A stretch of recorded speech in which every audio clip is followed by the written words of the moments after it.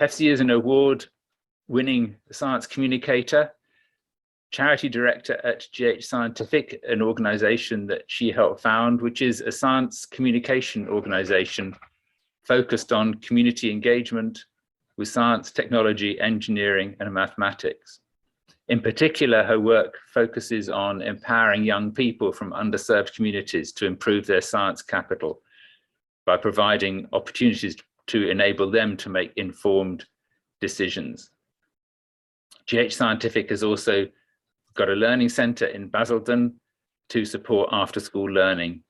And Hephzi pioneers the annual Basildon Street Science Festival. She's also got an international reputation studying community and education systems in different countries.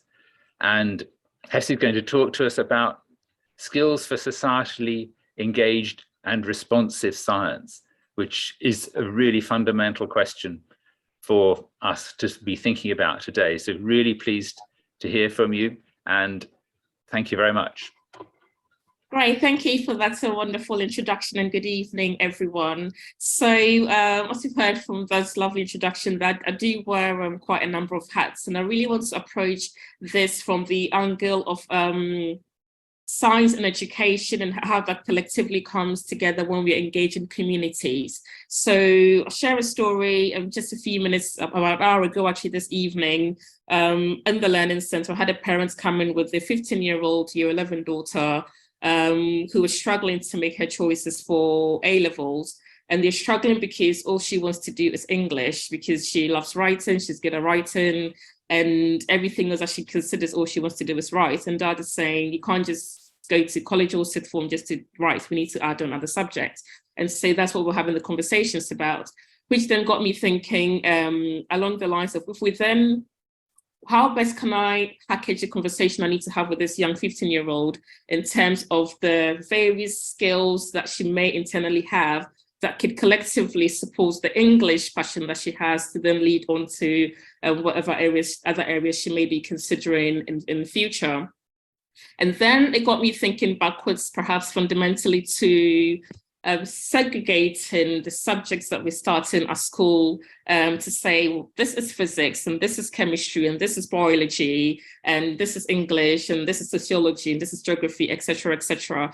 And perhaps if we removed those labels and feeding them back into how we engage in communities and taking science as a concept, or STEM as a concept, and really what impact these labels have, feeding into the future career pathways and trying to almost shoehorn individuals and their creativity into having to be in a particular box.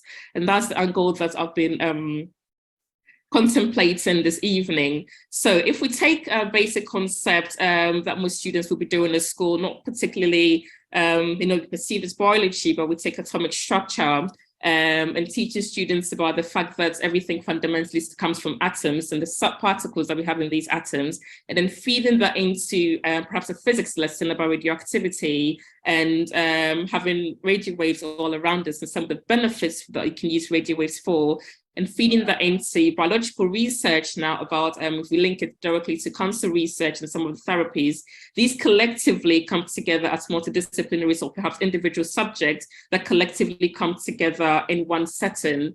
But perhaps because of the labels that are placed earlier on in segregating these subjects, it then becomes a bit more complex when it comes to science communication as to what message are you passing on when you go engage in communities. So what we've been trying to evolve with in GhScientific over time is move away from my initial bias as a biologist and the lot of events that we may design and want to put on to particularly just focus on the biology-centered concepts that may want to push into society through the engagement activities, to more collectively embedding all the different sciences so that you can engage with the biological concepts around the same theme, the biological concept that feeds into this theme, the chemistry concept that feeds into this theme, the art concepts that feeds into this theme, and the physics concept that feeds into this theme of the festival that you may be putting on, or the event that you may be running, or the activity that you may be designing. And I think there are some educational institutions that perhaps do this quite well at the primary level. So, no, for example, my kids' school, they would compliment, they would say we had STEAM club today, and I'd ask, what did you do in STEAM? And then they were talking about blending avocados and bananas and making smoothies. And my first initial instinct reaction is thinking, but where's the STEAM in that? Is under health and nutrition? But then it goes back to the labels that I have been trying to correct myself around anyway when we're engaging communities, that removing these labels and collectively then delving deeper into what should be on your plate, what health and nutrition and the nutrients from biology, from the proteins on your plate, and the how the food is being processed, for example, in the photosynthesis, and how it's getting on your plate in the first place.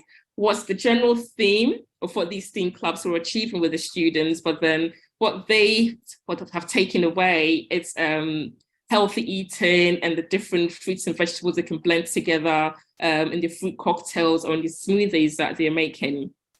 Then leading into university settings and then the workplace. And so again, for someone who left the research, I don't like to say I've left, I still consider myself a research scientist, but always traditional lab bench, leaving that traditional lab bench and digressing into other sectors, heavily science communication and education, and the various skills along the way that has allowed us to evolve with the things that we do in our GhScientific, which will be on my next slide. So, well, there we go. We've divided up our programs into 4 main streams when we come to the engagements in the different age categories and developmental stages. So starting off with the 5 to 12-year-olds, we have a regular science club, and we're evolving the way we put on these activities, say that it's blending in all the different areas as an activity, rather than we're doing an engineering task today, or we're blowing up rockets today, and another time we're studying petals, as an example.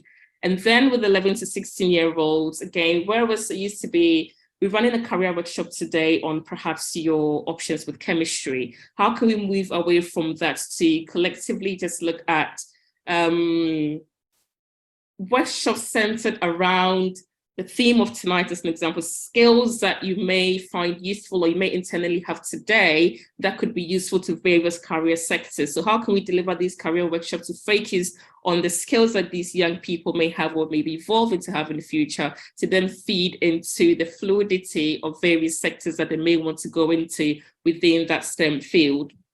I've touched on the festival approach already, and then with the STEM field trips that pre-COVID we used to put on for the 10 to 18-year-olds, again, we haven't picked those back up yet, but then how can we then, if we're planning say quarterly field trips, are there ways that we can cycle that around so that if we went to one, let's say Lab Center for Cell, as an example, Queen Mary is one of the latest places that we've gone to, how can we embed that experience into getting our audience not walking away thinking, I must do biology and this is where biology is going to lead me? How can we collectively bring the various research areas that may be going on in that institution into that engagement, so you're leaving away thinking broadly and wider along other skills that you can then merge together?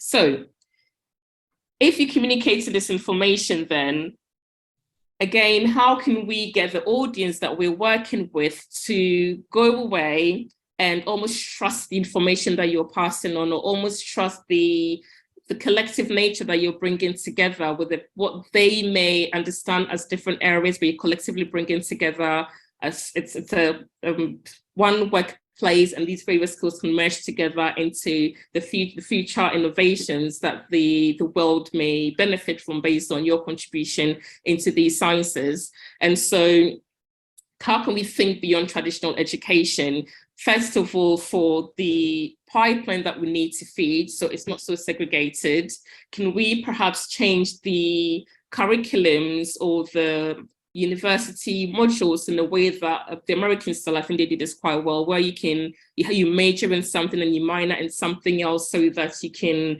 merge different disciplines together collectively within that design and biology and tech and engineering, and feeding into these future skills that we may be needing. And then when we then filter that down to the communities that these students that we're feeding into the pipeline and the current workforce that would then be able to upskill through the various CPDs on offer. When we then merge that in with society, how do we build trust in that information and make it inclusive and form a long-term healthy partnerships and communicate these informations in an almost trustworthy way, whilst embracing the diversity, the diverse nature of society, and the different ways that we must communicate with different communities and different societies to be able to appreciate the concept of, we're talking about climate change, but then there's more to climate change than that particular title or that label as being climate change.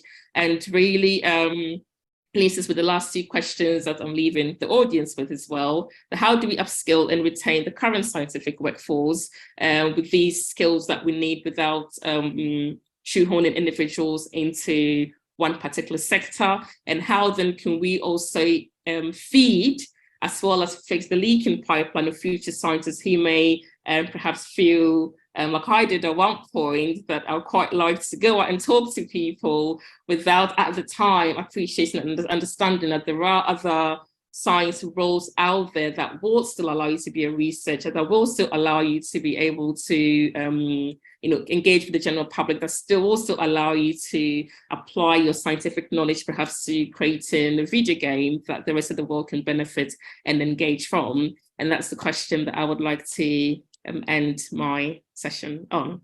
Happy to take any questions from you as well. Thank you very much. And I think those are really important questions. So I'm sure that those are food for thought for people who are listening. Just one thing that struck me, if I may, right early on, because it's a link between what you were saying and also Parvez was saying, removing labels. I get the impression from both of you, and I think that's probably true. I mean, I always say that I'm a neuroscientist, and actually, I think what we're hearing very much is that these labels that we've constructed are barriers to people joining and understanding what's going on. What do you think about that concept? I'll probably agree 95%. I'm sure there will be 5% that can find some disagreement somewhere. And only because if I go back to that example earlier this evening with a young 15-year-old, all she wants to do is English and was trying to find the right conversations to say, there is science journalism, there is art journalism, there's politics, there's the various things that you can go into with English without feeling like I have to almost be a scientist. And the other side to this conversation was Dad was trying to encourage her to go into the NHS and pursue NHS careers. And she said, why would I go into the NHS when all I want to do is write and English is what I'm good at? And so it comes back to that label. If we didn't have, this is the NHS and it's attributed to healthcare, they do a lot more than healthcare. There is some research within the NHS as well. And there's scientists who work within the NHS as well. And so at 15, you're having to make choices. But those labels, one was preconditioned young ones, and we then grow to become adults into thinking it has to be this, and it has to be that, and it has to be that. And so you're not making choices, so almost evolving your mind, using the neuroscience language now, to embrace collectively skills that you may have that can buttress the central passion of those skills to then feed into other multidisciplinary areas. Thank you. Yeah, I agree with you entirely. I think that's a really good answer. Thank you.